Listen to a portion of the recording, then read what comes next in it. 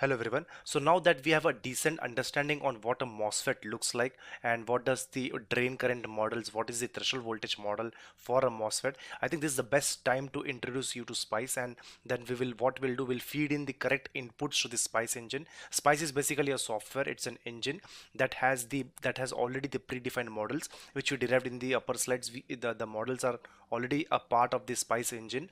We need to feed in the correct values of the inputs to the engine, the correct netlist to the engine, and that's it. The SPICE will derive some waveforms for you, and these waveforms can be eventually used to calculate the delay of a cell. So this current and voltage, the current waveforms that we are going to derive out of a MOSFET, those are the basic backup for your delays, for the delays that you will be deriving for the cell. And these delays are the accurate delays that will be used to do some STA, or the static timing analysis simulations. So this is the basic groundwork for it. Okay, so we had this MOSFET. The first step is to create a correct SPICE setup. So we have understood the models and we have done everything, but now the next part is to put these models, is to feed these models in a correct way to the SPICE engine, so that the SPICE understands it and evaluates the drain current equations the way you wanted it to be, the way you expect it to be. Okay, so let's look into that. So we had this we have had this was the MOSFET that we have been using. We had applied the VDS voltage, we had applied the gate to source voltage, we had grounded the source and the substrate. Okay, and there were some model parameters, or there were some models that we derived. For example, this was the threshold voltage equations, where VT was the threshold voltage, and VTO was the threshold voltage in the absence of VBS. Okay, gamma was the body effect coefficient, we talked about that. Phi f is the Fermi potential, which eventually comes up to this particular equation. So these are more complex and deep dive equations that we would be looking into when we are looking into the physics lectures for this semiconductor device physics. Okay, so for now, these are the model files, these are the models that will represent this particular MOSFET. Okay, and these are all what we have looked in the from the beginning of these lectures. Next is we have derived at the linear region drain current equation. So for hand calculations, what we had done, we had just ignored the right hand side term, which was the extreme term, which was VDS square by 2, because we assumed that the VDS is so low that VDS square by 2 eventually can be approximated to 0. But and why we had done that? To do some hand calculations and identified that drain current was actually a linear function of VDS. Okay, but let's keep it for now, for some time, to get even more accurate values for ID, because now this is not what we are doing, this is what the engine will do. So you can feed as many variables to the engine, and this can be a more better approximation of the drain current. Okay, so this was the linear region drain current equation for the same MOSFET. And when the MOSFET goes into saturation region, this was the drain current equation for the saturation region. So you had we identified it was a quadratic function, but it was again dependent on some small value of VDS. This is just to increase the accuracy of the drain current. Okay, and this particular factor we are going to derive this in a separate semiconductor device physics video. So let's keep it separate for now. But this was the saturation region drain current equation for this MOSFET. Okay, so we had all this, we have the background of all these equations, where these equations are coming from.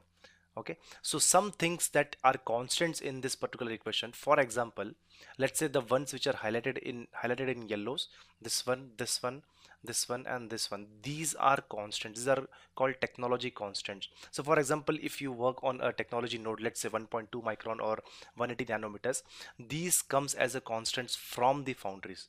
So you need not derive these ones, these are already coming as constants from the foundry, so you need not worry about them.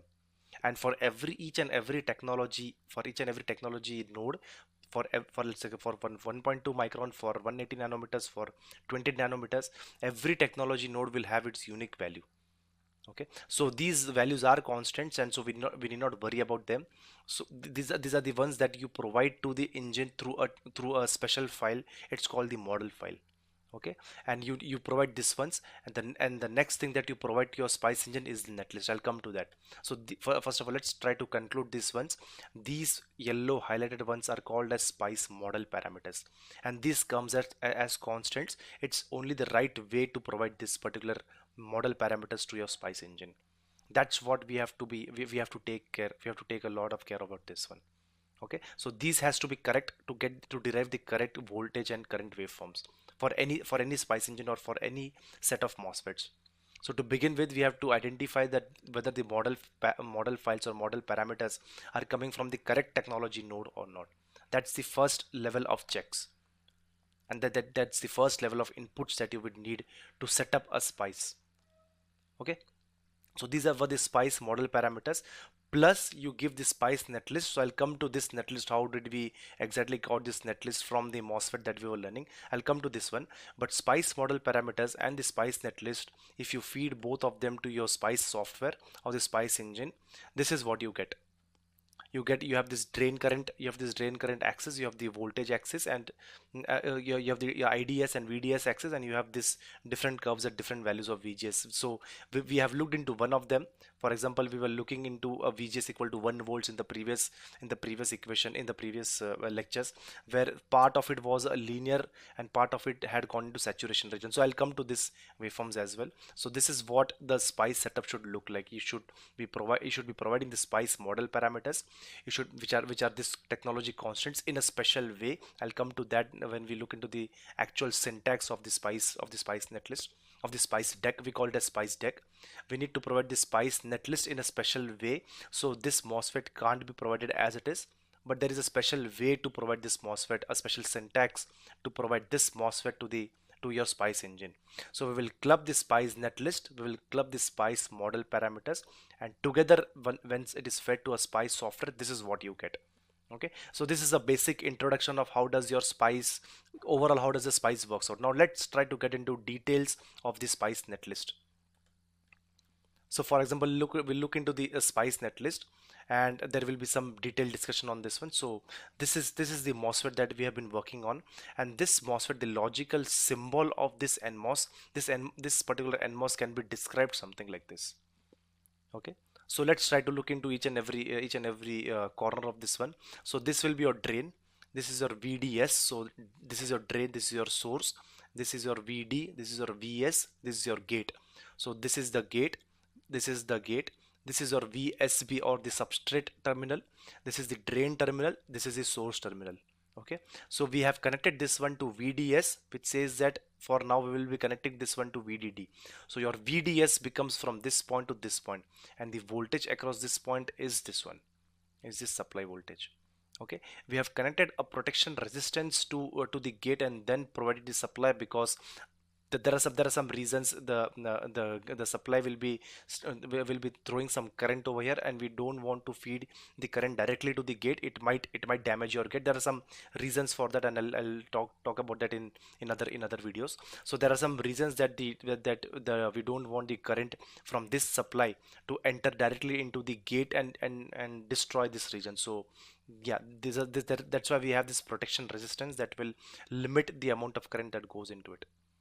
Okay, so this is a setup. So you have this MOSFET, you have the resistance, you are applying some gate voltage, you're applying some drain voltage, and then and your substrate and the source are connected to ground.